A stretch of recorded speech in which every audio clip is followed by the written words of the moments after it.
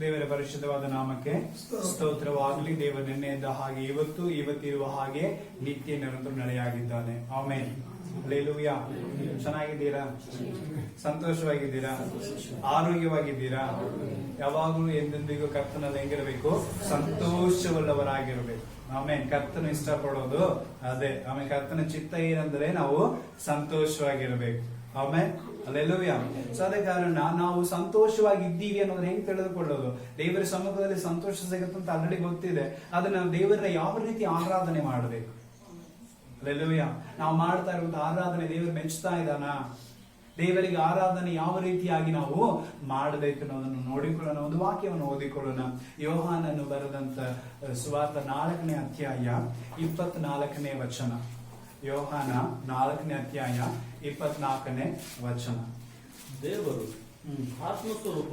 ದೇವರು ಆತ್ಮಸ್ವರೂಪನು, ಆತನನ್ನು ಆರಾಧಿಸುವವರು ಆತ್ಮೀಯ ರೀತಿಯಲ್ಲಿ ಸತ್ಯಕ್ಕೆ ತಕ್ಕ ಹಾಗೆ ಆರಾಧಿಸಬೇಕು. ಆಮೆನ್. ದೇವರ ಹೆಂಗಿದ್ದಾನ್ರಿ? ಆತ್ಮ ಸ್ವರೂಪಿಯಾಗಿದ್ದಾನೆ. ದೇವರ ಹೆಂಗಿದ್ದಾನೆ? ಆತ್ಮ ಸ್ವರೂಪಿಯಾಗಿದ್ದಾನೆ. ಅಲ್ಲೆಲ್ಲೂಯಾ. ಆತನನ್ನು ಹೆಂಗೆ ನಾವು ಆರಾಧನೆ ಮಾಡಬೇಕು? ಆತ್ಮಕ್ಕೆ ಸತ್ತ ಹಾಗೆ, ಸತ್ಯಕ್ಕೆ ತಕ್ಕ ಹಾಗೆ ನಾವೇನ್ ಮಾಡಬೇಕು? ಆರಾಧಿಸಬೇಕು. ಆಮೇಲೆ ಅಲ್ಲೆಲ್ಲೂಯಾ. ದೇವರು ಆತ್ಮ ಸ್ವರೂಪಿ. ಆತ್ಮ ಅನ್ನೋದು ಹೊರಗೆ ಕಾಣುತ್ತಾ? ನಮ್ಮಲ್ಲಿರುವಂತ ಆತ್ಮವನ್ನು ಹೊರಗೆ ತೆಗೆದು ತೋರಿಸ್ಲಿಕ್ಕೆ ಆಗತ್ತಾ? ಆಗೋದೇ ಇಲ್ಲ. ಅದೇ ಪ್ರಕಾರ ದೇವರನ್ನು ತೋರಿಸು ಅಂತ ಹೇಳಿದ್ರೆ ತೋರಿಸ್ಲಿಕ್ಕೆ ಆಗತ್ತಾ? ಯಾಕಂದ್ರೆ ದೇವರು ನನ್ನ ಒಳಗೆ ಇದ್ದಾನೆ. ಅಲ್ಲೆಲ್ಲೂಯಾ. ಒಂದು ಹಾಡು ಕೂಡ ಇದೆ.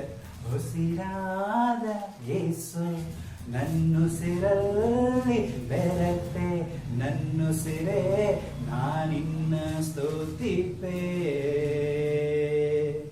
ನನ್ನುಸಿರೇ ನಾನಿನ್ನ ಸ್ತುತಿಪೆ. ಆಮೆನ್. ಅಲ್ಲೆಲ್ಲೂಯಾ. ದೇವರಲ್ಲಿ ಇದ್ದಾನೆ, ಆತ್ಮಸ್ವರೂಪನಾಗಿದ್ದಾನೆ, ನನ್ನ ಉಸಿರಲ್ಲಿ ಇದ್ದಾನೆ. ದೇವರ ವಾಕ್ಯ ಹೇಳ್ತಾ ಇದೆ, ನೀವೇ ದೇವರ ಆಲಯವು. ಅಲ್ಲೆಲ್ಲೋ ನಿಮ್ಮಲ್ಲಿಯೇ ದೇವರಿದ್ದಾನೆ. ಅಂದಮೇಲೆ ನಾವು ದೇವರನ್ನ ಯಾವ ರೀತಿ ನೋಡಬೇಕು? ಆತ್ಮೀಕವಾಗಿ ದೇವರನ್ನ ನೋಡುವರಾಗಿರಬೇಕು. ಯಾಕೆ ಪ್ರಾರ್ಥನೆ ಮಾಡುವಾಗ ಕಣ್ಗಳನ್ನು ಮುಚ್ಚಿರಿ ಅಂತ ಹೇಳುತ್ತೇವೆ ಅಂದ್ರೆ, ದೇವರು ಆತ್ಮದಲ್ಲಿ ಇದ್ದಾನೆ. ಈ ಹೊರಗಿನ ಕಣ್ಣುಗಳು, ಈ ಪ್ರಪಂಚದ ಕಣ್ಣುಗಳನ್ನು ಮುಚ್ಚುವಾಗಲೇ ಆತ್ಮೀಕವಾದ ಕಣ್ಣುಗಳು ತೆರೆಯಲ್ಪಡೋದು. ಅದಕ್ಕೆ ಆತ್ಮಿಕವಾಗಿ ಸತ್ಯಕ್ಕೆ ತಕ್ಕ ಹಾಗೆ ಆರಾಧಿಸುರಿ. ದೇವರು ಸತ್ಯವಂತನು. ಸುಳ್ಳಾದ ಕಾರ್ಯಗಳಲ್ಲಿ ದೇವರು ಏನ್ ಮಾಡೋದಿಲ್ಲ, ಇರೋದೇ ಇಲ್ಲ. ಆಮೇಲೆ ಅಲ್ಲೆಲ್ಲೂಯಾ. ಸೊ ಆದ ಕಾರಣ ದೇವರು ಆತ್ಮ ಸ್ವರೂಪನಾಗಿದ್ದಾನೆ.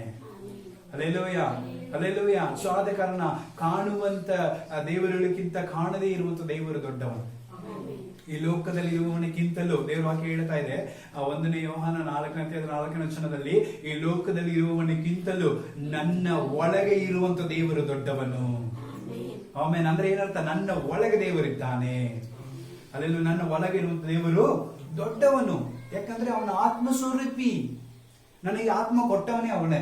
ದೇವರಿಗೆ ಬೇಕಾಗಿರುವಂತ ದೇಹ ಅಲ್ಲ. ಆಮೇಲೆ ಅದು ಈ ದೇಹ ಎಲ್ಲಿಂದ ಬಂದಿದೆ? ಎಲ್ಲಿಂದ ಬಂದಿದೆ? ಮಣ್ಣಿನಿಂದ ಬಂದಿದೆ, ಈ ಲೋಕದಿಂದ ಬಂದಿದೆ. ಮತ್ತೆ ಈ ಮಣ್ಣಿಗೆ, ಈ ಲೋಕಕ್ಕೆ ತಿರುಗಿ ಹೋಗುತ್ತೆ ಅದು. ಆದ್ರೆ ಈ ಆತ್ಮ, ಈ ಒಂದು ಶ್ವಾಸ, ಈ ಒಂದು ಉಸಿರು ಎಲ್ಲಿಂದ ಬಂದಿದೆ ಅಂದ್ರೆ ದೇವರ ಕಡೆಯಿಂದ ಬಂದಿದೆ.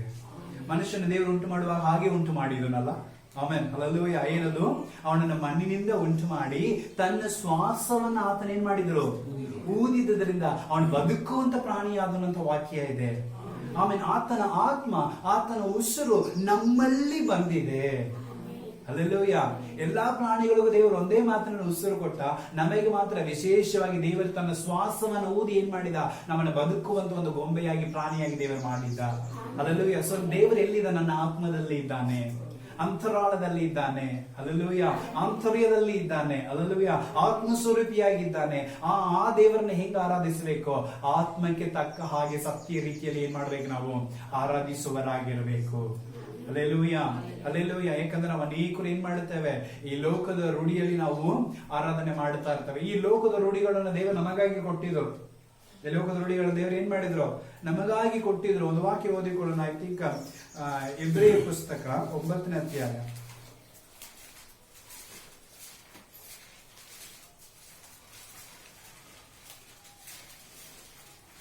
9ನೇ ಅಧ್ಯಾಯ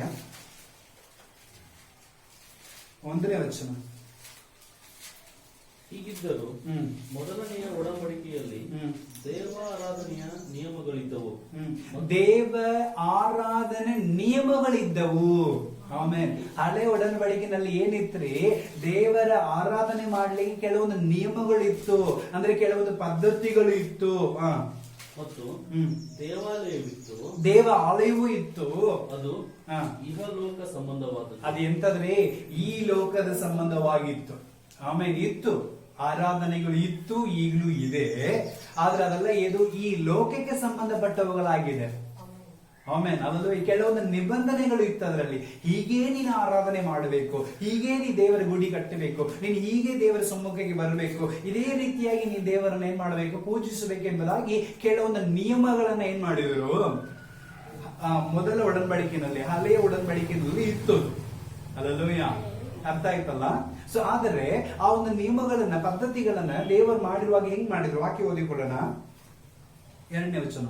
ಅಂದ್ರೆ ಒಂದು ಗುಡಾರವು ಕಟ್ಟಲ್ಪಟ್ಟಿತ್ತು, ಒಂದು ಗುಡಾರವು ಅಥವಾ ದೇವರ ಗುಡಿಯು ಕಟ್ಟಲ್ಪಟ್ಟಿತ್ತು. ಅದರ ಮೊದಲನೆಯ ಭಾಗದಲ್ಲಿ ನೋಡ್ರಿ, ಚೆನ್ನಾಗಿ ಗಮನಿಸ, ಅದರ ಮೊದಲನೇ ಭಾಗದಲ್ಲಿ ದೀಪಸ್ತಂಭ, ಮೇಜು, ಸಮರ್ಪಿಸಿದ ರೊಟ್ಟಿ ಇವುಗಳೆಲ್ಲವೂ ಇದ್ದವು. ಅದಕ್ಕೆ ಪವಿತ್ರ ಸ್ಥಾನ ಎಂದು ಹೆಸರು.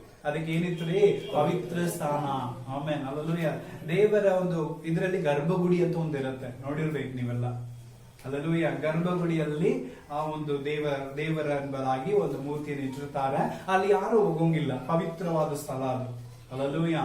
ಸೊ ಅಲ್ಲಿ ಯಾವಾಗಲೂ ದೀಪ ಏನಾಗ್ತಾ ಇರತ್ತೆ, ಉರಿತಾ ಇರತ್ತೆ. ದೇವರಿಗೆ ಸಲ್ಲತಕ್ಕದ ಯಾವುದನ್ನು ನಾವೇನ್ ಮಾಡ್ಬೇಕು, ಹೊರಗಿಂದ ತಗೊಂಡು ಹೋಗಿ ಯಾರ ಹತ್ರ ಕೊಡಬೇಕು, ನಾವು ಯಾಜಕನ ಕೈನಲ್ಲಿ ನಾವು ಕೊಡಬೇಕು. ಆ ಯಾಜಕನು ಏನ್ ಮಾಡ್ತಿದ್ದ, ಅದನ್ನ ತಗೊಂಡು ಹೋಗಿ ಪರಿಶುದ್ಧ ಸ್ಥಳದ ಒಳಗೆ ತಗೊಂಡು ಹೋಗಿ ಅದೆಲ್ಲವನ್ನ ಮುಟ್ಟಿಸಿ, ಅಂದ್ರೆ ಆಗಿನ ಕಾಲದಲ್ಲಿ ಏನಿತ್ತು, ಒಂದು ಪೆಟ್ಟಿಗೆ ಇತ್ತು. ಆ ಪೆಟ್ಟಿಗೆ ಒಳಗೆ ಕೆಲವೊಂದು ವಸ್ತುಗಳನ್ನ ಇಟ್ಟು ಅದರ ದೇವರು ಎಂಬುದಾಗಿ ಪೂಜಿಸ್ತಾ ಇದ್ರು. ಸೊ ಈಗಲೂ ನಾವು ಕೂಡ ನಮ್ಮ ಗುಡಿಗಳಲ್ಲಿ ಏನ್ ಮಾಡ್ತಾ ಇರ್ತವೆ, ಕೆಲವೊಂದು ಮೂರ್ತಿಗಳನ್ನು ಇಟ್ಟುಕೊಂಡು ನಾವೇನ್ ಮಾಡ್ತಾರೆ, ಪೂಜೆ ಮಾಡ್ತಾ ಇದೀವಲ್ಲ ನಮ್ಮ ದೇಶಗಳಲ್ಲಿ. ಅದೇ ರೀತಿಯಾಗಿ ಹಳೆ ಒಡಂಬಡಿಕೆಯಲ್ಲಿ ಒಂದು ಪೆಟ್ಟಿಗೆನ ಇಟ್ಕೊಂಡು ಏನ್ ಮಾಡ್ತಿದ್ರು, ಅವರು ದೇವರಿಗೆ ಇಷ್ಟವಾದ ಕೆಲವೊಂದು ವಸ್ತುಗಳನ್ನು ಒಳಗೆ ಇಟ್ಟುಕೊಂಡು ಪೂಜೆ ಮಾಡ್ತಿದ್ರು. ಸೊ ಬರ್ಬೇಕಾಗಿರೋ ಜನರು ತಗೊಂಡು ಬಂದು ಯಾಜಕನ ಹತ್ರ ಕೊಡುತ್ತಿದ್ರು.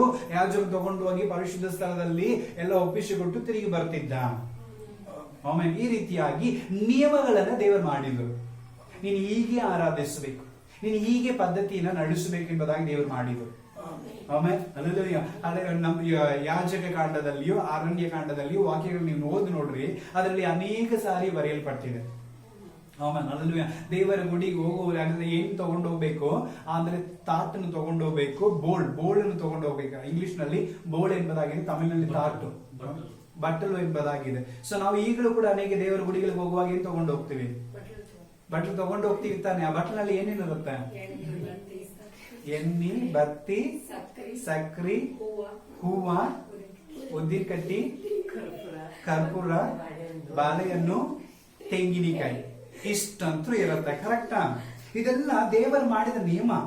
ಹಳೆ ಒಡಂಬಡಿಕೆಯಲ್ಲಿ ದೇವರು ನೀನು ಹೀಗೆ ಮಾಡಬೇಕು ಎಂಬುದಾಗಿ ದೇವರು ಏನ್ ಮಾಡಿದ್ರು, ಆ ಪದ್ಧತಿನ ಮಾಡಿದ್ರು.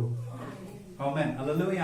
ಸೊ ಆ ಪದ್ಧತಿನ ಮಾಡಿದ್ರೆ ಎದಕ್ಕಾಗಿ ಅಂದ್ರೆ, ನೀವು ಈ ರೀತಿಯಾಗಿ ಶುದ್ಧವಾಗಿ ಬರಬೇಕು, ಈ ರೀತಿಯಾಗಿ ನೀವು ಮೆಚ್ಚಿಸಬೇಕು, ಈ ರೀತಿಯಾಗಿ ಕಾರ್ಯಗಳನ್ನು ಮಾಡಬೇಕು ಎಂಬುದಾಗಿ ದೇವರು ಹಳೆ ಒಡಂಬಡಿಕೆಯಲ್ಲಿ ಒಂದು ಪದ್ಧತಿನ ಏನ್ ಮಾಡಿದ್ರು, ಉಂಟು ಮಾಡಿದ್ರು. ನಿಯಮಗಳನ್ನ ಏನ್ ಮಾಡಿದ್ರು, ಉಂಟು ಮಾಡಿದರು. ಆಮೇನ್, ಅಲ್ಲೂಯ್ಯ. ಅದರಲ್ಲಿ ಒಂದೊಂದಕ್ಕೂ ಒಂದು ವಿಶೇಷತೆ ಇದೆ. ಒಂದೊಂದಕ್ಕೂ ಏನಾಗಿದೆ, ಒಂದು ವಿಶೇಷತೆ ಇದೆ. ಅಲ್ಲೂಯ್ಯ. ಸೊ ಅದೆಲ್ಲ ನಾವು ಎದಕ್ಕೆ ತಗೊಂಡು ಹೋಗ್ತೀವಿ ಗೊತ್ತಿದ್ಯಾ? ಅದೆಲ್ಲ ನಾವು ಎದಕ್ಕೆ, ಆ ತಾಟ ಬೋರ್ಡ್ ನಾವು ಎದಕ್ಕೆ ತಗೊಂಡು ಹೋಗ್ತೇವೆ ಗೊತ್ತಿದ್ಯಾ? ತಗೊಂಡು ಹೋಗಿದ್ರೆ ಅಲ್ವಾ? ನಾನಂದ್ರೆ ತಗೊಂಡು ಹೋಗಿನಪ್ಪ ದೇವರಿಗೆ. ಸೊ ದೇವರಿಗೆ ಅಂತ ತಗೊಂಡು ಹೋಗ್ತೇವೆ. ಆದ್ರೆ ದೇವರ ಅದನ್ನ ಮಾತ್ರ ಯಾಕೆ ವಿಶೇಷವಾಗಿ ನೀವು ತಗೊಂಡು ಬರ್ಬೇಕಂತ ಆಜ್ಞೆ ಮಾಡಿದ? ಈಗ ತಾನೇ ಹೇಳಿದ್ರಿ ನಾವು ಇದೆಲ್ಲ ತಗೊಂಡು ಹೋಗಿದ್ದೀವಿ ಅಂತ. ಇದೆಲ್ಲ ತಗೊಂಡು ಹೋಗ್ಲಿಕ್ಕೆ ಕಾರಣ ಏನು? ದೇವರನ್ನ ಮೆಚ್ಚಿಸೋದಕ್ಕೆ. ಆಮೇಲೆ ವೆರಿ ಗುಡ್, ಅಲ್ಲೂಯ್ಯ. ಸೊ ದೇವರನ್ನ ಮೆಚ್ಚಿಸೋದಕ್ಕಾಗಿ ಇದೆಲ್ಲವನ್ನು ತಗೊಂಡು ಹೋಗಿದ್ದೇವೆ. ಆದ್ರೆ ಆ ಮೆಚ್ಚಿಸೋದು ಯಾವ ರೀತಿ ಅಂದ್ರೆ, ಅದ್ರ ಒಂದೊಂದಿನಲ್ಲಿ ಒಂದೊಂದು ರೀತಿಯಾದ ಅನುಭವಗಳಿದೆ, ಒಂದೊಂದಿನಲ್ಲಿ ಒಂದೊಂದು ರೀತಿ ಏನಿದೆ, ಅರ್ಥಗಳಿದೆ. ಅಲ್ಲೂಯ್ಯ. ಅದಕ್ಕೆ ದೇವರು ಅಂತ ನಿಯಮಗಳನ್ನ ಏನ್ ಮಾಡಿದರು, ಉಂಟು ಮಾಡಿದರು. ಆಮೇಲೆ ಅಲ್ಲೆಲ್ಲೂಯ್ಯ. ಸೊ ಆ ಒಂದು ನಿಯಮಗಳನ್ನು ಉಂಟು ಮಾಡುವಾಗ ಫಸ್ಟ್ ಏನ್ ತಗೊಂಡೋಗಿರ್ತವೆ, ಅವ್ರು ಹೇಳಿದಂಗ ಫಸ್ಟ್ ಕಾಯಿ. ಏನೇ ಗುಡಿಗೆ ಹೋದ್ರು ಫಸ್ಟ್ ಏನಿರುತ್ತೆ ಅದರಲ್ಲಿ? ಕಾಯಿ ಇರುತ್ತೆ ಅಲ್ಲ.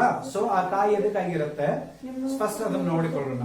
ಯಾಕಂದ್ರೆ ನಾವು ಯಾವ ಗುಡಿಗೆ ಹೋದ್ರು ಸರಿ, ಈಗ ನಮಗೆ ಹೋಗ್ಲಿಕ್ಕೆ ಆಗ್ಲಿಲ್ಲ ಅಂದ್ರೂ ಸರಿ, ನಾವ್ ಏನ್ ಮಾಡಿರ್ತೀವಿ ಜನರಿಗೆ ಹೋಗುವಾಗ, ಯಪ್ಪ ಹೋಗುವಾಗ ಅಲ್ಲೊಂದು ಕಾಯಿ ಹೊಡೆದು ಹೋಗ್ಬಿಡು, ಅಲ್ಲಿ ಕಾಯಿ ಕೊಟ್ಟು ಹೋಗ್ಬಿಡು, ಹೇಳ್ತೀವ ಇಲ್ವಾ? ಮಾಡ್ತೀವ ಇಲ್ವಾ? ಅಲ್ಲೂಯ. ಅದನ್ನ ಅರ್ಥಗಳೇನು? ಆ ಕಾಯಿನ ಕೊಟ್ಟು ಉದ್ದೇಶ, ಆ ಕಾಯಿನ ತಗೊಂಡೋಗಿ ದೇವರಿಗೆ ಕೊಡುವಂತ ಉದ್ದೇಶ ಏನಾಗಿತ್ತಂದ್ರೆ, ಆ ಕಾಯಿ ಹೊರ ನೋಡ್ಲಿಕ್ಕೆ ಹೆಂಗಿರುತ್ತೆ? ಹೊರಗೆ ಗಟ್ಟಿಯಾಗಿರುತ್ತೆ, ಸ್ವಲ್ಪ ಹೆಂಗಿರುತ್ತೆ, ಗೀರ್ ಗೀರ್ ಗೀರ್ ಇರುತ್ತೆ, ನಾರ್ ನಾರ್ ನಾರ್ ಇರುತ್ತೆ. ಅದರಲ್ಲೂ ಈ ತೆಂಗಿನಕಾಯಿ ಹೊರಗೆ ಹೆಂಗಿರುತ್ತೆ? ಸ್ವಲ್ಪ ಗೀರ್ ಗೀರ್ ಇರುತ್ತೆ, ನಾರ್ ನಾರ್ ಇರುತ್ತೆ, ಮತ್ತೆ ಗಟ್ಟಿಯಾಗಿರುತ್ತೆ. ಈಸಿಯಾಗಿ ಹೊಡಿಲಿಕ್ಕೆ ಆಗೋದಿಲ್ಲ. ಕರೆಕ್ಟಾ? ಸೊ ಅದನ್ನ ತೆಂಗಿನಕಾಯಿನ ಏನ್ ಮಾಡ್ತೀವಿ, ತಗೊಂಡು ಫಸ್ಟ್ ಏನ್ ಮಾಡ್ತೀವಿ, ಆ ಒಂದು ನಾರುಗಳನ್ನ ಅಂದ್ರೆ ಸುಳಿತೀವಿ. ಆ ನಾರುಗಳನ್ನ ಏನ್ ಮಾಡ್ತೀವಿ, ನಾವು ತೆಗಿತೀವಿ. ಅದನ್ನ ಫಸ್ಟ್ ಹೊರಗೆ ನಾವು ಏನ್ ಮಾಡ್ತೇವೆ, ಕ್ಲೀನ್ ಮಾಡುತ್ತೇವೆ. ಅದೇ ಪ್ರಕಾರ ನಮ್ಮ ದೇಹವನ್ನ ದೇವರ ಸಮ್ಮುಖದಲ್ಲಿ ನಾವು ಒಪ್ಪಿಸಿಕೊಳ್ಳಿ ತಗೊಂಡು ಹೋಗ್ಬೇಕು. ಸೊ ನಾವು ಫಸ್ಟ್ ನಮ್ಮ ಹೃದಯದಲ್ಲಿ ಎಲ್ಲ ಹೊಳಚುಗಳನ್ನ ತೆಗೆದಾಕ್ಬೇಕು. ಅರ್ಥ ಆಯ್ತಲ್ಲ? ತೆಂಗಿನಕಾಯಿ ತಗೊಂಡ ಉದ್ದೇಶ ಏನಂದ್ರೆ, ಆ ತೆಂಗಿನಕಾಯಿ ಹೊರಗಿರುವಂತಹ ಸಿಪ್ಪೆಗಳನ್ನ, ಆ ನಾರುಗಳನ್ನ ಹೆಂಗೆ ಕಿತ್ತಿ ಕಿತ್ತಿ ಕಿತ್ತಿ ಕಿತ್ತಿ ಅದನ್ನ ಕ್ಲೀನ್ ಮಾಡ್ತೀವಿ. ಅದೇ ಪ್ರಕಾರ ನಮ್ಮ ಹೃದಯದಲ್ಲಿರುವಂತಹ ಕೆಟ್ಟ ವಿಚಾರ ಹೊಳಸುಗಳನ್ನ ಫಸ್ಟ್ ಏನ್ ಮಾಡ್ಬೇಕು, ದೇವರ ಸಮ್ಮುಖ ಹೋಗೋದ ಮುಂಚೆ ತೆಗೆದಾಕ್ಬಿಡ್ಬೇಕು. ಆಮೇಲೆ ಅಲ್ಲೂಯ ತೆಗೆದಾಕಿ ಅದನ್ನ ಹೊರ ಕ್ಲೀನ್ ಆಗಿ ತಗೊಂಡು ಹೋಗ್ಬೇಕು. ಅಲ್ಲೂಯ ಅದನ್ನ ಕ್ಲೀನ್ ಆಗಿ ತಗೊಂಡು ಸೀದಾ ದೇವರ ಗುಡಿ ಒಳಗೆ ತಗೊಂಡು ಹೋಗಿಲ್ಲ. ಕಾಯಿ ಹೊಡಿಲಿಕ್ಕೆ ಅಂತ ಒಂದು ಸ್ಥಳ ಇರುತ್ತೆ. ಕರೆಕ್ಟ್?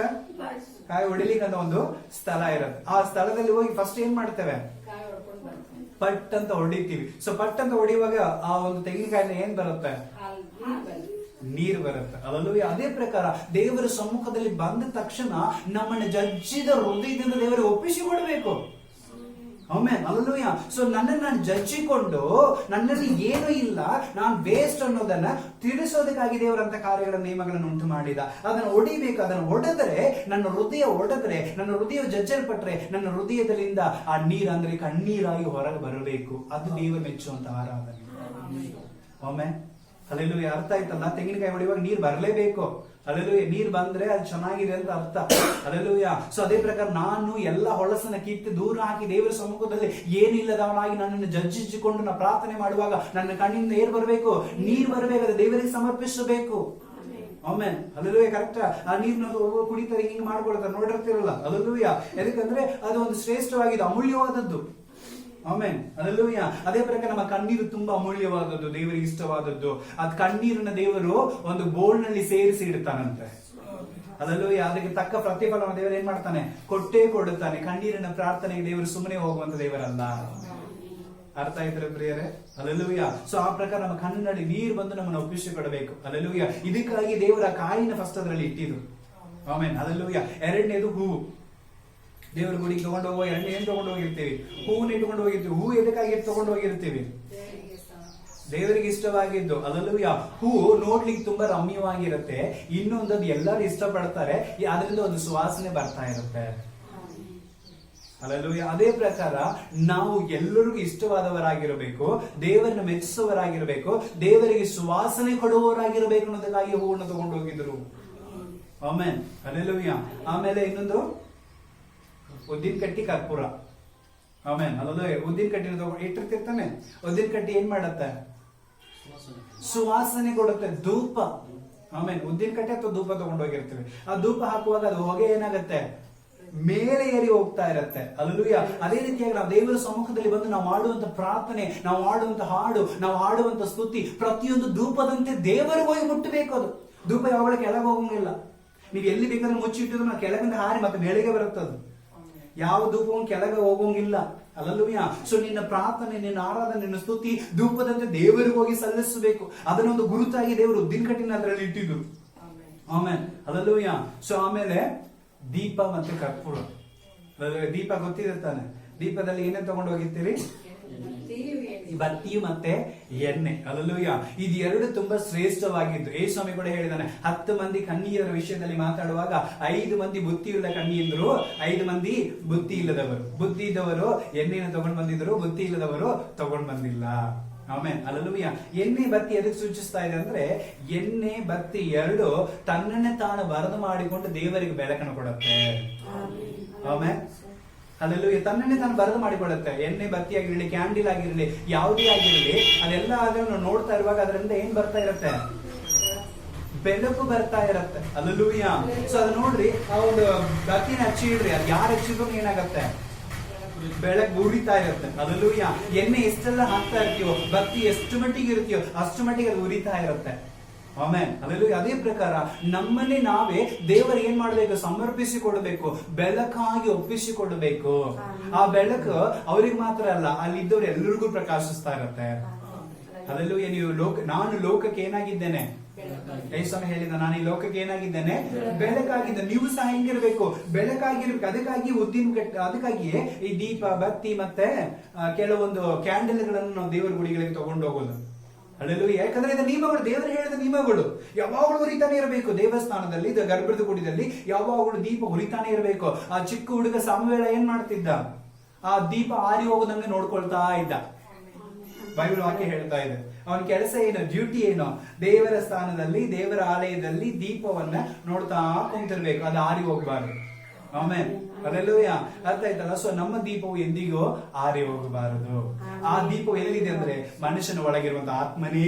ಆಮೆನ್. ಅಲ್ಲೆಲ್ಲೂ ದೇವರ ವಾಕ್ಯ ಹೇಳ್ತಾ ಇದೆ, ಮನುಷ್ಯನ ಆತ್ಮವೇ ದೇವರ ದೀಪ. ಅಲ್ಲೆಲ್ಲೂಯ್ಯ. ಅಲ್ಲೆಲ್ಲೂಯ್ಯ. ನಮ್ಮಲ್ಲಿರುವಂತ ದೀಪ ಏನಾಗ್ಬೇಕು? ಯಾವಾಗಲೂ ಉರಿತಾ ಇರಬೇಕು ದೇವರಿಗಾಗಿ. ಆಮೆನ್. ಅಲ್ಲೆಲ್ಲೂಯ್ಯ. ಸೊ ಮನುಷ್ಯರಿಗಾಗಿ ಕರ್ಪೂರ ಅದೇ ರೀತಿ. ಕರ್ಪೂರ ಹಚ್ಚಿದ್ರೆ ಅದೇನ್ ಮಾಡುತ್ತೆ? ತನ್ನನ್ನು ತಾನು ಖಾಲಿ ಮಾಡ್ಕೊಂಡು ಬೆಳಕನ್ನು ಕೊಡ್ತಾ ಇರುತ್ತೆ. ಎಷ್ಟಿರುತ್ತೆ ಅಷ್ಟು ಬೆಳಕು ಉರಿತಾ ಇರುತ್ತೆ. ಅಲ್ಲೆಲ್ಲೂಯ್ಯ. ಅರ್ಥ ಆಯ್ತಲ್ಲ? ಸೊ ಆ ಬೆಳಕು ದೇವರಿಗೆ ಮಾತ್ರ ಇಲ್ಲ. ಸೊ ನನ್ನ ಮುಖಾಂತರವಾಗಿ ಇತರರಿಗೂ ಬೆಳಕಾಗಬೇಕು. ಆಮೇಲೆ ನನ್ನ ಮುಖಾಂತರವಾಗಿ ಎಲ್ಲರಿಗೂ ಒಳ್ಳೇದಾಗಬೇಕು. ಆ ಒಂದು ಒಂದೇ ಉದ್ದೇಶದಿಂದಲೇ ದೇವರಂತ ಒಂದು ನಿಯಮಗಳು, ಆರಾಧನೆಗಳನ್ನ ಆಗಿನ ಕಾಲದಲ್ಲಿ ನಡೆಸ್ತಾ ಇದ್ರು. ಆಮೇಲೆ ಅಲ್ಲೆಲ್ಲೂಯ್ಯ. ಅರ್ಥ ಆಯ್ತಲ್ಲ? ಸೊ ಇಷ್ಟೆಲ್ಲ ಕಾರ್ಯಗಳನ್ನ ನಾವು ತಗೊಂಡು ಹೋಗ್ತಾ ಇರ್ತೇವೆ. ಆಮೇಲೆ ಲಾಸ್ಟ್ ಆಗಿ ಬರೋಣ ಹಣ್ಣು. ಕೊನೆದಾಗಿ ಇರೋದು ಹಣ್ಣು. ಯಾವ್ದೋ ಒಂದು ಹಣ್ಣನ್ನು ತಗೊಂಡು ಹೋಗಿರ್ತೀವಿ, ಮ್ಯಾಕ್ಸಿಮಮ್ ಬಾಳೆಹಣ್ಣು. ಅಲ್ಲೆಲ್ಲೂಯ್ಯ. ಸೊ ಬಾಳೆಹಣ್ಣನ್ನು ತಗೊಂಡು ಹೋಗಿ ದೇವರು ತಿಂತಾರ? ಆದ್ರೆ ಅದು ಯಾರು ಕೊಡುತ್ತಾರೆ? ಅಲ್ಲೆಲ್ಲೂಯ್ಯ. ಸೊ ಅದನ್ನ ನಾವು ಒಂದು ಪೂಜಾರಿಗೆ ಅದು ಆಹಾರವಾಗಿರ್ಲಿ ಅಥವಾ ಬಂದಂತ ಜನರಿಗೆ, ಇತರರಿಗೆ ಏನ್ ಬೇಕು? ಪ್ರಸಾದ ರೂಪದಲ್ಲಿ ನಾವು ಅದನ್ನು ಕೊಡ್ತಾ ಇರ್ತೇವೆ. ಆಮೆನ್. ಅಲ್ಲೆಲ್ಲೂಯ್ಯ. ಅದೇ ಪ್ರಕಾರ ದೇವರು ಹೇಳ್ತಾ ಇದ್ದಾನೆ, ನೀವು ದೇವರಿಗಾಗಿ ಫಲ ಕೊಡುವವರಾಗಿರ್ಬೇಕು, ಪ್ರಯೋಜನವುಳ್ಳವರಾಗಿರ್ಬೇಕು, ಇತರರಿಗೆ ಇನ್ನೂ ಹೆಚ್ಚಾಗಿ ದಾನ ಧರ್ಮ ಮಾಡುವವರಾಗಿರ್ಬೇಕು, ಅವ್ರನ್ನ ಹೊಟ್ಟೆ ತುಂಬಿಸುವವರಾಗಿರ್ಬೇಕು. ಆ ಒಂದು ಒಂದೇ ಉದ್ದೇಶದಿಂದಲೇ ದೇವರು ಎಲ್ಲ ನಿಯಮಗಳನ್ನು ಮಾಡ್ತಾ ಬಂದಿದ್ದರು. ಆಮೇಲೆ ಈ ನಿಯಮಗಳು ಎಲ್ಲಿ ನಾವು ಮಾಡ್ಕೊಂಡಿಲ್ಲ, ದೇವರು ಹಳೆ ಒಡಂಬಡಿಕೆಯಲ್ಲಿ ನಮಗಾಗಿ ಕೊಟ್ಟಿರುವಂತ ನಿಯಮಗಳು. ಆಮೇಲೆ ದೇವಸ್ಥಾನ ಅಂದ್ರೆ ಹೀಗೆ ಇರಬೇಕು, ಗರ್ಭಗುಡಿ ಅಂದ್ರೆ ಹೀಗೆ ಇರಬೇಕು, ಯಾಜಕರಂದ್ರೆ ಹೀಗೆ ಇರಬೇಕು, ಆರಾಧನೆ ಅಂದ್ರೆ ಹೀಗೆ ಇರಬೇಕು. ಈ ರೀತಿಯಾಗಿ ಏನ್ ಮಾಡಬೇಕು? ಒಪ್ಪಿಸಿಕೊಡ್ಬೇಕು. ಅಲ್ಲೆಲ್ಲೂಯ್ಯ. ಸೊ ಈ ಒಂದು ಪದ್ಧತಿಗಳಿಂದಲೇ ದೇವರನ್ನು ನಾವು ಆರಾಧನೆ ಮಾಡುತ್ತಿದ್ದೀವಿ. ಯಾವಾಗ? ಹಳೆ ಒಡಂಬಡಿಕೆಯಲ್ಲಿ. ಆದ್ರೆ ಹೊಸ ಒಡಂಬಡಿಕೆಯಲ್ಲಿ ಯೇಸು ಸ್ವಾಮಿ ಹೇಳ್ತಾ ಇದ್ದಾನೆ, ದೇವರು ಆತ್ಮಸ್ವರೂಪನಾಗಿದ್ದಾನೆ. ಯಾಕೆ ದೇವರು ಆ ಮಾತನ್ನ ಹೇಳಿದ? ನಾನು ಪದ್ಧತಿಗಳನ್ನು ಕೊಟ್ಟೆ, ನೀವು ಪದ್ಧತಿಗೆ ಏನ್ ಮಾಡ್ಬಿಟ್ರೆ? ಅಡಿಕ್ಟ್ ಆಗ್ಬಿಟ್ರಿ. ನಾನು ನಿಯಮಗಳನ್ನು ಕೊಟ್ಟಿದೆ, ಆ ನಿಯಮಕ್ಕೆ ಮಾತ್ರ ನೀವು ಸಂಬಂಧವಾಗಿ ಒಪ್ಪಿಸ್ಕೊಟ್ಬಿಟ್ರಿ, ದೇವರಿಗೆ ನೀವು ಹತ್ರ ಆಗ್ಲಿಲ್ಲ. ಅಲ್ಲೆಲ್ಲೂಯ್ಯ. ಅರ್ಥ ಆಯ್ತಲ್ಲ? ಸೊ ನಾವು ದೇವರಿಗೆ ಹತ್ತಿರ ಆದರೆ ನಿಯಮಗಳಿಗೆ ದೂರ ಆಗ್ತಾರೆ. ನಾವು ನಿಯಮಗಳನ್ನು ಮಾಡ್ಬೋದು, ತಪ್ಪೇನಿಲ್ಲ. ಆದ್ರೆ ನಾವು ನಿಯಮ ಅಷ್ಟೇ ಮಾಡ್ತಾ ಇದೀವಿ, ಅದು ದೇವರಿಗೆ ಇಷ್ಟ ಇಲ್ಲ. ಅರ್ಥ ಆಗ್ತಾ ಇದೆಯಾ ನಾನು ಹೇಳೋದು? ಬರೇ ನಿಯಮ ಅಷ್ಟೇ ಮಾಡ್ತಾ ಇದ್ದೇವೆ. ಹೋಗುವಾಗ 20 ರೂಪಾಯಿ ಒಂದು ಕಾಯಿ ತಗೊಂಡೋಗಿ ಹೊಡೆದು ದೇವರಿಗೆ, ಮತ್ತೆ ಆ ಕಾಯಿನ ತಗೊಳ್ಳುವ ಹೆಂಗ್ ತಗೊಳ್ತೀವಿ? ಎಷ್ಟಿದೆ? 20 ರೂಪಾಯಿ, 10 ರೂಪಾಯಿ ಕೊಡ್ತೀನಿ, ಕೊಡ್ತೀಯಾ? ಆಮೇಲೆ ಬಾರ್ಗಣಿ ಮಾಡಿ ತಗೊಂಡು ಹೋಗ್ತೀವಿ. ಯಾರು ತಗೊಂಡು ಹೋಗ್ತೀವಿ? ದೇವರಿಗೆ ತಗೊಂಡು ಹೋಗ್ತೀವಿ. ಅದನ್ನು ಅಂದ್ಮೇಲೆ ನಾವು ಅಲ್ಲಿ ಮಾಡಿ ಏನ್ ಮಾಡ್ತಾ ಇರ್ತೀವಿ? ಕೊಡೋ ದೇವರ ಮೇಲೆ ಅಲ್ಲಿ ಜಿಪಿಟ್ ಮಾಡ್ತಾ ಇರ್ತೀವಿ. ಉದ್ದಾರ ಮನಸ್ಸು ಇಲ್ಲ ಅಂದ್ರೆ ಏನ್ ಅರ್ಥ? ಸೊ ನಾವು ಎಲ್ಲದರಲ್ಲಿ ದೇವರನ್ನು ಮೋಸ ಮಾಡ್ತಾ ಇದ್ದೇವೆ. ಅದಕ್ಕೆ ದೇವರ ನಿಯಮ ಬೇಡ ಅಂದ್ಬಿಟ್ಟ. ಆಮೇಲೆ ಅರ್ಥ ಆಯ್ತಲ್ರಿ ನಾನು ಹೇಳೋದು? ಅದಕ್ಕೆ ದೇವರಿಗೆ ಆ ನಿಯಮ ಇಷ್ಟ ಆಗ್ಲಿಲ್ಲ. ದೇವರಿಗೆ ಕೊಡೋ ವಿಷಯದಲ್ಲಿ ಕೂಡ ನೀವೇನ್ ಮಾಡ್ತಾ ಇರ್ತೀರಿ? ದೇವರನ್ನ ಮೋಸ ಮಾಡ್ತಾ ಇದ್ದೀರಿ. ಆಮೇಲೆ ಅದಕ್ಕಾಗಿ ದೇವರು ನಿಯಮನೇ ಬೇಡ, ದೇವರ ಆತ್ಮಸ್ವರೂಪನಾಗಿದ್ದಾನೆ. ಆತ್ಮಿಕವಾಗಿ ಸತ್ಯಕ್ಕೆ ತಕ್ಕ ಹಾಗೆ ದೇವರನ್ನ ಆರಾಧಿಸ್ರಿ ಅಂದ್ಬಿಟ್ಟ. ಆಮೇಲೆ ಹಲ್ಲೆಲೂಯಾ. ಸೊ ಅದೇ ಕಾರಣ ದೇವರ ಸಮ್ಮುಖದಲ್ಲಿ ಹೆಚ್ಚಾಗಿ ನಮ್ಮನ್ನು ಏನ್ ಮಾಡ್ಬೇಕು? ಕೊಡುವರಾಗಿರ್ಬೇಕು. ಆಮೇಲೆ ಹಲ್ಲೆಲೂಯಾ. ಆಮೇಲೆ ಇನ್ನೊಂದು, ನಾವೆಲ್ಲ ಏನ್ ಮಾಡ್ತಾ ಇರ್ತೇವೆ? ನಮ್ಮ ಬಾಗಿಲುಗಳಿಗೆ ಎಲ್ಲ ಕುಂಕುಮ ಹಚ್ತಾ ಇರ್ತೀವಿ, ಗೊತ್ತಿದ್ಯಾ? ನಮ್ಮ ಭಾರತ ದೇಶದ ಸಂಸ್ಕಾರ ಕುಂಕುಮ ಇಲ್ಲದೆ ಇಲ್ಲ. ಆಮೇಲೆ ಅದಲ್ಲೂ ಕರೆಕ್ಟಾ? ನಮ್ಮ ಬಾಗಿಲಿಗೆ ಎಲ್ಲಾ ಕಡೆಯಲ್ಲಿ ಏನ್ ಮಾಡ್ತೇವೆ? ಕುಂಕುಮ ಹಚ್ಚುತ್ತೇವೆ. ಸೊ ನಾವು ನಮ್ಮ ಹಣೆಗೆ ಕೂಡ ಏನ್ ಮಾಡುತ್ತೇವೆ? ಕುಂಕುಮ ಹಚ್ಚಿಕೊಳ್ಳುತ್ತೇವೆ. ಅಲ್ಲೂಯ ಆ ನಿಯಮವನ್ನು ಕೊಟ್ಟಿದ್ದು ಸಹ ನಮ್ಮ ದೇವರೇ. ಆಮೇಲೆ ಅಲ್ಲೂಯ ರೆಡ್ ಅನ್ನೋದು ಡೇಂಜರ್. ರೆಡ್ ಅನ್ನೋದು ಏನದು? ಡೇಂಜರ್. ಅಲ್ಲೂಯ. ಸೊ ಅದನ್ನ ಯಾಕಂದ್ರೆ ಐಗುಪ್ತ ದೇಶದಲ್ಲಿ ಇಸ್ರಾಯೇಲ್ ಜನರನ್ನ ದೇವರು ಬಿಡುಗಡೆ ಮಾಡುವುದಕ್ಕಾಗಿ ಇಸ್ರಾಯೇಲ್ ಜನರಿಗೆ ದೇವರು ಒಂದು ನಿಯಮ ಕೊಡ್ತಾ ಇದ್ದಾರೆ. ಅಲ್ಲಿ ಇದೇನ್ ಮಾಡ್ರಿ, ಯಾವ್ದೋ ಒಂದು ಕುರಿನೋ ದನ ಯಾವ್ದೋ ನಿಮಗೆ ಇಷ್ಟವಾದದನ್ನ ನಿಮ್ಮ ಮನೆಗೆ ಎಷ್ಟು ಬೇಕಾಗಿದೆ ಅಷ್ಟೇ ಒಂದು ವರ್ಷದ ಕುರಿ ಏನಾದ್ರು ಮಾಡ್ಬೇಡ್ರಿ, ನೀವು ಕಡಿದು ಬಿಡ್ರಿ. ಅದನ್ನ ರಕ್ತವನ್ನು ನಿಮ್ಮ ಬಾಗಿಲಿಗೆ ಏನ್ ಮಾಡ್ಬೇಡ್ರಿ, ಹಚ್ಚಿಸ್ಬಿಡ್ರಿ. ಆಮೇಲೆ ಅಲ್ಲೂಯ ಒಂದು ವೇಳೆ ಸಂಹಾರ ದೂತನು, ಮರಣದ ದೂತನು, ಕೆಟ್ಟ ಶಕ್ತಿಗಳು ಹಾದು ಹೋಗ್ತಾ ಇರುವಾಗ ಈ ಒಂದು ಗುರುತನ್ನು ನೋಡಿ ಅದೇನ್ ಮಾಡೋದಿಲ್ಲ, ನಿಮ್ಮ ಮನೆ ಒಳಗೆ ಬರೋಂಗಿಲ್ಲ. ನಿಮ್ಮನ್ನು ಬಿಟ್ಟು ಇದು ದೇವರ ಆರಿಸಿಕೊಂಡಂತ ಗುಂಪು ಅಂತ ಹೇಳಿ ಬಿಟ್ಟು ಮುಂದೆ ಹೋಗ್ಬಿಡ್ತ. ಆಮೇನ್ ಅಲ್ಲೂಯ. ಅರ್ಥ ಆಯ್ತಲ್ರಿ? ಸೊ ನಾವು ಮಾಡ್ತಾ ಇರೋ ಪ್ರತಿಯೊಂದು ಎಲ್ಲಿಂದ ಬಂದಿದೆ? ಹಳೆ ಒಡಂಬಡಿಕೆ ನಿಯಮಗಳಿಂದಲೇ ನಾವು ಮಾಡ್ತಾ ಇದ್ದಾರೆ. ಆಮೇಲೆ ಅಲ್ಲೂಯ. ಸೊ ಆ ರೆಡ್ ಈಗಲೂ ಹಚ್ತಾ ಇದ್ದಾರೆ. ಯಾಕಂದ್ರೆ ಒಂದು ವೇಳೆ ಕೆಟ್ಟ ಶಕ್ತಿ ಯಾವ್ದು ಒಳಗೆ ಬರಬಾರದು. ಕರೆಕ್ಟಾ? ಹಚ್ಚುವ ಉದ್ದೇಶ ಅದೇ. ಎದಕ್ಕೆ ಹಚ್ತೀವಿ ಕೇಳಿದ್ರೆ ಗೊತ್ತಿಲ್ಲ ಅಂತಾರೆ. ಆಮೇಲೆ ಅಲ್ಲೂಯ. ಆದ್ರೆ ನಮಗ್ ಗೊತ್ತೈತಿ, ಸದ್ಯ ಇಸ್ರಾಯೇಲ್ ಜನರನ್ನ ಕಾಪಾಡೋದೇ ಆ ಒಂದು ರಕ್ತದ ಗುರುತು. ಯೇಸುವಿನ ರಕ್ತವು ಇವತ್ತು ನಮ್ಮ ಜೊತೆ ಮಾತನಾಡ್ತಾ ಇದೆ. ಅಲ್ಲೇಲೂಯ. ಸೊ ಆ ರಕ್ತವು ಯಾವಾಗ ಅಳಿಸಲ್ಪಟ್ಟಂದ್ರೆ, ಈ ರಕ್ತವು ಯಾವಾಗ ನಮಗಾಗಿ ಸುರಿಯಲ್ಪಟ್ಟದ್ದು ಅವಾಗಿಂದ ಆ ರಕ್ತವನ್ನು ನಾವು ಕಂಪ್ಲೀಟ್ ಆಗಿ ಬಿಟ್ಬಿಟ್ಟಿ. ಈ ರಕ್ತ ಬಂದು ನಮಗೆ ಹೇಳಿದೆ, ನಾನು ನಿನ್ನಲ್ಲಿ ಇದ್ದೀನಿ ಅಂತ ಹೇಳುವಾಗ ಆಮೇಲೆ ನಾನು ರಕ್ತವನ್ನ ಇಲ್ಲಿ ಇಟ್ಕೊಳ್ತಾ ಇದ್ದೀನಿ, ಇಲ್ಲಿ ಇಟ್ಕೊಳ್ತಾ ಇಲ್ಲ, ಅಲ್ಲಿ ಇಟ್ಕೊಳ್ತಾ ಇಲ್ಲ. ಆಮೇಲೆ ಇಟ್ಕೊಳ್ಳೋದೇನು ತಪ್ಪೇನು ಇಲ್ಲ, ಇಟ್ಕೊಳ್ಳದೆ ಇದ್ರು ತಪ್ಪೇನು ಇಲ್ಲ. ಆಮೇಲೆ ಅಲ್ಲೆಲ್ಲೂ ಅರ್ಥ ಆಯ್ತಲ್ಲ? ಸೊ ದೇವರ ವಾಕ್ಯ ಹೇಳ್ತಾ ಇದೆ, ಆದ್ರೆ ದೇವರನ್ನ ಆರಾಧಿಸುವಾಗ ಆತ್ಮಿಕವಾಗಿ ದೇವರು ನೀನ್ ಮಾಡುವಂತ ಯಾವ ಪದ್ಧತಿಗಳನ್ನು ಇಷ್ಟಪಡೋದಿಲ್ಲ. ಮಾಡಿ ಏನು ತಪ್ಪಿಲ್ಲ. ಅರ್ಥ ಆಗ್ತಾ ಇದೆಯಾ? ನೀ ಪದ್ಧತಿನ ಮಾಡಿ ಏನು ತಪ್ಪಿಲ್ಲ, ಆದ್ರೆ ಪದ್ಧತಿ ಅಷ್ಟೇ ಮಾಡಬೇಡ ಎಂಬ ದೇವರು ಹೇಳ್ತಾ ಇದ್ದಾನೆ. ಆಮೇಲೆ ಅಲ್ಲೂಯ. ನೀನು ಕೊಡಬೇಕಾಗಿರೋದು ಯಾವುದು? ನಿನ್ನನ್ನು, ನಿನ್ನ ಮನಸ್ಸನ್ನು ದೇವರು ಮೆಚ್ಚುವಂತ ರೀತಿಯಲ್ಲಿ ಕೊಡಬೇಕು. Alleluia, alleluia. ಕರೆಕ್ಟಾ? ಹೋಮ ಕೊಡುತ್ತೇವೆ, ಯಾಹ ಮಾಡುತ್ತೇವೆ, ಸೊ ಬಲಿ ಕೊಡುತ್ತೇವೆ, ಎಲ್ಲವನ್ನೂ ಹಳೆ ಒಡಂಬಡಿಕೆ ಕಾಲಿನಲ್ಲಿ ಇತ್ತು. ಆಮೇಲೆ ಆದ್ರೆ ಯೇಸು ಕ್ರಿಸ್ತನು ಬಂದೇ ಹೇಳ್ತಾ ಇದ್ದಾನೆ, ಸೊ ನೀವೇನ್ ಮಾಡ್ರಿ, ನನ್ನನ್ನು ಹಿಂಬಾಲಿಸ್ರಿ. ಆಮೇಲೆ ಅಲ್ಲೆಲೂಯ. ನಾನು ನಿಮ್ಮಲ್ಲಿ ಇದ್ದೀನಿ. ಅಲ್ಲೆಲೂಯ. ಸೊ ಆದ ಕಾರಣ ಹೊರಗೆ ಏನ್ ಮಾಡ್ಬೇಡ್ರಿ, ಹುಡುಕ್ಬೇಡ್ರಿ. ನೀವೇ ದೇವರ ಆಲಯವು, ನಿಮ್ಮಲ್ಲಿಯೇ ದೇವರಿದ್ದಾನೆ. ಅಲ್ಲೆಲೂಯ. ನಿಮ್ಮಲ್ಲಿ ದೇವರು ಬಂದು ಬಿಟ್ರೆ ನೀವು ಕೆಟ್ಟದನ್ನ ಯೋಚನೆ ಮಾಡೋಂಗಿಲ್ಲ, ನೀವು ಕೆಟ್ಟದಕ್ಕೆ ಕೈ ಹಾಕೋಂಗಿಲ್ಲ, ಕೆಟ್ಟದ ವಿಚಾರ ಮಾಡೋಂಗೇ ಇಲ್ಲ. ಹಂಗಾಗಿ ದೇವರು ಹಳೆ ಒಡಂಬಡಿಕೆ ಹೊರಗೆ ಪದ್ಧತಿಯಾಗಿದ್ದ, ಹೊಸ ಒಡಂಬಡಿಕೆ ನಮ್ಮಲ್ಲಿ ಬಂದು ನಮ್ಮನ್ನೇ ದೇವರಿಗಾಗಿ ಏನ್ ಮಾಡಿದ, ಆತ್ಮಿಕವಾಗಿ ತಗೊಂಡ. ಹೊರಗಿದ್ರೆ ಖಂಡಿತವಾಗಿ ನಾವು ಆತನ ಕಣ್ಣು ತಪ್ಪಿಸಿ ಏನ್ ಮಾಡುತ್ತೇವೆ, ಏನ್ ಬೇಕಾದ್ರೂ ಮಾಡಬಹುದು. ಒಳಗೆ ಬಂದ ಮೇಲೆ ಆತನ ಕಣ್ಣು ತಪ್ಪಿಸಿ ನಾವು ಏನ್ ಮಾಡ್ಲಿಕ್ಕೆ ಬರೋಂಗಿಲ್ಲ. ಅಲ್ಲೆಲ್ಲೂಯ. ಅರ್ಥ ಆಯ್ತು ಪ್ರಿಯರೇ? ಆದ ಕಾರಣ ನಾವು ಜಾಗ್ರತೆ ಉಳ್ಳವರಾಗಿ ಆರಾಧಿಸಬೇಕು. ದೇವರು ಮೆಚ್ಚುವಂತ ರೀತಿಯಲ್ಲಿ ರೋಮಾಪುರದ 12ನೇ ಅಧ್ಯಾಯದಲ್ಲಿ 1ನೇ ವಚನದಲ್ಲಿ ಏನಿದೆ, ನೀವು ನಿಮ್ಮ ನಿಮ್ಮ ದೇಹಗಳನ್ನ ಆತನಿಗೆ ಮೀಸಲಾಗಿಯೂ ಆತನ ಮೆಚ್ಚುವಂತ ರೀತಿಯಲ್ಲಿ ಸಜೀವನ ಯಜ್ಞವಾಗಿ ಒಪ್ಪಿಸಿಕೊಡ್ತಾ ಆರಾಧನೆ ಮಾಡಿರಿ. ಆಮೇಲೆ ಅರ್ಥ ಆಯ್ತಲ್ಲ? ಸೊ ನಮ್ಮನ್ನ ನಾವು ಒಪ್ಪಿಸಿಕೊಟ್ಟು ನಾವೇನ್ ಮಾಡ್ಬೇಕು, ಆರಾಧನೆ ಮಾಡುವವರಾಗಿರ್ಬೇಕು. ಆಮೇಲೆ ಅಲ್ಲೆಲ್ಲೂಯ. ಸೊ ಯಾಕಂದ್ರೆ ಮಾಡುತ್ತೇವೆ ಏನು ತಿಳಿದುಕೊಳ್ಳದೆ ಮಾಡುತ್ತೇವೆ. ಅಲ್ಲೆಲ್ಲೂಯ. ಎಷ್ಟು ಯಾಕಂದ್ರೆ ಆ ಕಾಯಿ ನೋಡಿವಾಗ ಹೃದಯಕ್ಕೆ ಬರ್ತಾ ಇದೆ, ಆ ಹಣ್ಣು ನೋಡುವಾಗ ನಾವು ಇತರರಿಗೆ ಹೆಂಗಿರಬೇಕು, ಆಹಾರ ಕೊಡುವರಾಗಿರ್ಬೇಕು. ಧೂಪ, ಉದ್ದಿನ ಕಡ್ಡಿ, ದೀಪವನ್ನು ನೋಡುವಾಗ ಅದು ನಮ್ಮನ್ನು ನಾವು ಬರೆದು ಮಾಡಿಕೊಂಡು ದೇವರಿಗೆ ಮಹಿಮೆ ಕೊಡ್ತಾ ಇರುತ್ತೆ, ಧೂಪ ಕೊಡ್ತಾ ಇರುತ್ತೆ, ಸುವಾಸನೆ ಕೊಡ್ತಾ ಇರುತ್ತೆ, ಬೆಳಕನ್ನು ಕೊಡ್ತಾ ಇರುತ್ತೆ. ಅಲ್ಲೆಲ್ಲೂಯ. ಸೊ ಅದೇ ರೀತಿ ನಾವು ನಮ್ಮನ್ನೇ ಒಪ್ಪಿಸಿಕೊಂಡು ದೇವರನ್ನು ಮೆಚ್ಚಿಸಬೇಕು. ಸಜೀವನ ಯಜ್ಞವಾಗಿ ದೇವರ ವಾಕ್ಯ ಹೇಳ್ತಾರೆ, ಸಜೀವನ ಯಜ್ಞವಾಗಿ ದೇವರಿಗೆ ಏನ್ ಮಾಡ್ಬೇಕು, ನೀವು ಅರ್ಪಿಸಿ ಒಪ್ಪಿಸಿಕೊಡ್ರಿ ಇಲ್ಲಲ್ಲ. ಆಮೇಲೆ ಆ ರೀತಿಯಾಗಿ ನಾವು ಮಾಡುವುದಾದ್ರೆ ನಿಜವಾಗ್ಲೂ ದೇವರು ನಮ್ಮನ್ನ ಏನ್ ಮಾಡುತ್ತಾನೆ, ಇನ್ನೂ ಬಲವಾಗಿ ನಮ್ಮನ್ನ ಉಪಯೋಗಿಸುವಂತ ದೇವರಾಗಿದ್ದಾನೆ. ಕೊಲ್ಲಿಸಿದವರು ಬರೆದಂತ ಪತ್ರಿಕೆ 2ನೇ ಅಧ್ಯಾಯ 8ನೇ ವಚನವನ್ನು ನಾವು ಓದಿಕೊಳ್ಳೋಣ. ಕೊಲ್ಲಿಸಿದವರು ಬರೆದಂತ ಪತ್ರಿಕೆ 2ನೇ ಅಧ್ಯಾಯ 8ನೇ ವಚನ.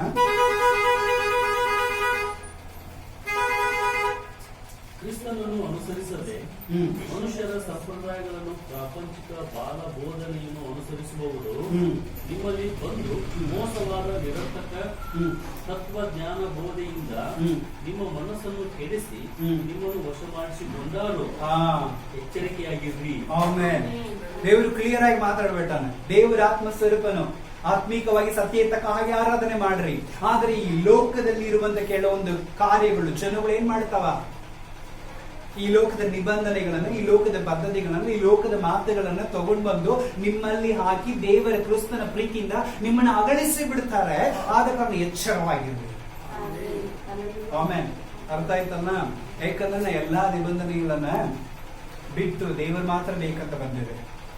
ಆಮೇಲೆ ಅದನ್ನು ನಿಬಂಧನೆ ಮಾಡೋ ತಪ್ಪೇನಿಲ್ಲ. ಮತ್ತೆ ಅದನ್ನ ಹೇಳ್ತಾ ಇದ್ದೀನಿ, ನೀನು ಪರಿಪೂರ್ಣವಾಗಿದ್ದುಕೊಂಡು ಮಾಡು, ತಪ್ಪೇನಿಲ್ಲ. ನೀನು ಒಳಗೆ ಪರಿಪೂರ್ಣವಾಗಿದ್ದುಕೊಂಡು ಮಾಡು, ದೇವರೆಲ್ಲ ತಗೊಳ್ತಾನೆ. ಒಳಗೆ ನೀನ್ ಪರಿಪೂರ್ಣತೆ ಇಲ್ಲ ಅಂದ್ರೆ ಹೊರಗೆ ನೀನ್ ಏನ್ ಮಾಡಿದ್ರು ದೇವರು ಮೆಚ್ಚೋದಿಲ್ಲ. ಹೊರಗೆ ಪದ್ಧತಿಗಳನ್ನ ದೇವರು ಮೆಚ್ಚೋದಿಲ್ಲ. ಅಲ್ಲೆಲ್ಲೂಯ್ಯ. ಇಲ್ಲಿ ಶುದ್ಧ ಇಲ್ಲ, ಇಲ್ಲಿ ಶುದ್ಧ ಇದೆ, ಎಂತ ಪ್ರಯೋಜನ? ಅಲ್ಲೆಲ್ಲೂಯ್ಯ. ಅರ್ಥ ಆಯ್ತಲ್ಲ? ಫಸ್ಟ್ ಆಫ್ ಆಲ್ ಏನ್ ಮಾಡು, ನಿನ್ನನ್ನು ಒಪ್ಪಿಸಿಕೊಡು. ಅಲ್ಲೆಲ್ಲೂಯ್ಯ. ಈ ಲೋಕದ ಜನರು, ಕೆಲವೊಂದು ಜನರು ಏನ್ ಮಾಡ್ತಾರೆ, ಬರ್ತಾರೆ ಪದ್ಧತಿಗಳನ್ನು ತಗೊಂಡು, ಕೆಲವೊಂದು ಶಾಸ್ತ್ರಗಳನ್ನು ತಗೊಂಡು, ಕೆಲವೊಂದು ವಿಷಯಗಳನ್ನು ತಗೊಂಡು ಏನ್ ಮಾಡ್ತಾರ, ಬರ್ತಾರೆ. ಕೆಲವೊಂದು ಮಾತುಗಳನ್ನು ನಿಮ್ಮನ್ನು ವಶ ಮಾಡಿಕೊಳ್ಳುತ್ತಾರೆ. ವಾಕ್ಯ ಹೇಳ್ತಾ ಇದ್ದ, ನಾನು ಹೇಳ್ತಾ ಇದ್ದೆ, ನಿಮ್ಮನ್ನ ಏನ್ ಮಾಡ್ತಾರೆ, ವಶ ಮಾಡಿಕೊಳ್ಳುತ್ತಾರೆ. ನಮ್ದು ನಮ್ದು ನಮ್ದು. ಆಮೇಲೆ ಅಲ್ಲೆಲ್ಲೂಯ್ಯ. ಸೊ ನಮ್ದು ಅಂತ ಮಾತಾಡ್ತಾರೆ ಹೊರತು ದೇವರದಂತ ಯಾರು ಮಾತಾಡೋಂಗಿಲ್ಲ. ಆದ್ರೆ ದೇವ್ರ ವಾಕ್ಯ ಹೇಳ್ತಾ ಇದೆ, ಎಲ್ಲ ನಮ್ದು ಅಂತ ದೇವರು ಹೇಳಿದ. ಆಮೇಲೆ ಅವನು ಆದ ಕಾರಣ ಅಂತ ಮಾತುಗಳಿಗೆ ವಶವಾಗದೆ ನಾವು ಎಚ್ಚರವಾಗಿರ್ಬೇಕು. ಆಮೇಲೆ ಅಲ್ಲೆಲ್ಲೂಯ್ಯ. ದೇವರ ವಾಕ್ಯ ನಮಗೆ ಏನು ಹೇಳ್ತಾ ಇದೆ, ಹೇಗೆ ನಾವು ದೇವರನ್ನು ಆರಾಧಿಸಬೇಕು ಅಷ್ಟು ಮಟ್ಟಿಯಲ್ಲಿ ನಮ್ಮನ್ನು ಒಪ್ಪಿಸಿಬಿಟ್ಟು ಆರಾಧನೆ ಮಾಡಬೇಕು. ಆಮೇಲೆ ಮೊಣಕಾಲು ಊರಿ ದೇವರ ವಾಕ್ಯವನ್ನು ನೋಡ್ರಿ. ಈ ಕೀರ್ತನೆ 29:2 ಏನು ವಾಕ್ಯ ಹೇಳಿದೆ ಇಲ್ಲಿ? ಪರಿಶುದ್ಧತ್ವ ಎಂಬ ಭೂಷಣದೊಳಗೆ ಯೆಹೋವನಿಗೆ ಅಡ್ಡ ಬೀಳರಿ. ದೇವರಿಗೆ ಅಡ್ಡ ಬೀಳುವಾಗ ಹೆಂಗ್ ಬೀಳ್ಬೇಕಂತೆ? ಪರಿಶುದ್ಧ ಎಂಬ ಭೂಷಣ. ಆಮೇಲೆ ಹೊರಗೆಲ್ಲ, ಒಳಗೆ. ಆಮೇಲೆ ಅಲ್ಲೆಲ್ಲೂಯ್ಯ. ಅರ್ಥ ಆಯ್ತಲ್ಲ? ಸೊ ಆದ ಕಾರಣ ನಾವು ದೇವರಿಗೆ ಆರಾಧನೆ ಮಾಡುವಾಗ ತಿಳಿದು ದೇವರಿಗೆ ಆತ್ಮೀಕವಾಗಿ ಸತ್ಯಕ್ಕೆ ತಕ್ಕ ಹಾಗೆ ನಾವೇನ್ ಮಾಡೋಣ, ಆರಾಧನೆ ಮಾಡೋಣ. ಸೊ ಆರಾಧನೆ ನಮ್ಮನ್ನ ಸಮರ್ಪಿಸೋಣ, ಆರಾಧನೆ ನಮ್ಮನ್ನ ಒಪ್ಪಿಸಿಕೊಡೋಣ. ಕಣ್ಗಳನ್ನು ಮುಚ್ಚಿದವರಾಗಿ ಕಣ್ಣೀರಿನಿಂದ ದೇವರಿಗೆ ಆರಾಧನೆ ಮಾಡೋಣ. ಆಮೇಲೆ ಮೊಣಕಾಲು ಹಾಕಿ ನಮ್ಮ ನೋವನ್ನ ದೇವರಿಗೆ ಒಪ್ಪಿಸಿಕೊಡೋಣ. ಯಾಕಂದ್ರೆ ದೀಪವು ಉದ್ದಿನ ಕಟ್ಟಿ ಹಾಗೆ ತಮ್ಮನ್ನ ಬರದು ಮಾಡಿಕೊಂಡು ದೇವನಿಗೆ ಸುವಾಸನೆ ಕೊಡುತ್ತಾ ಇರುತ್ತೆ. ಸೊ ನಾವು ನಮ್ಮ ದೇಹವನ್ನು ಸ್ವಲ್ಪ ನೊಂದಿಸಿಕೊಳ್ಳೋಣ. ಮೊಣಕಾಲಾಗಿ ಕೈಗಳ ಮೇಲೆತ್ತುವಾಗ ಸ್ವಲ್ಪ ನೋವು ಆಗ್ಬೋದು, ಆದ್ರೆ ಅದು ನನಗಾಗಿಲ್ಲ, ದೇವರ ಮಹಿಮೆ ಆಗ್ತಾ ಇರುತ್ತೆ. Hallelujah, hallelujah. ಇತರರಿಗೆ ನಾವು ಫಲ ಕೊಡುವಂತ ಕೊಂಬೆಗಳಾಗಿರಬೇಕು.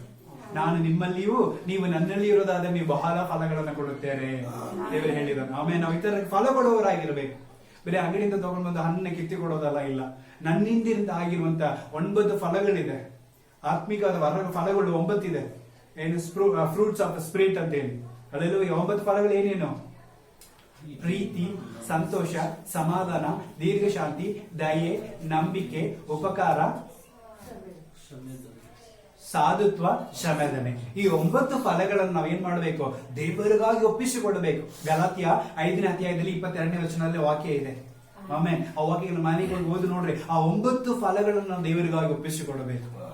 ಆಮೇಲೆ ಆ ಫಲಗಳನ್ನು ಇತರ ನಾವು ಕೊಡಬೇಕು. ಅಲ್ಲೆಲ್ಲೂಯ್ಯ. ಅಂದ್ರೆ ದೇವರು ನಮ್ಮನ್ನು ಮೆಚ್ಚಿಸ್ತಾನೆ.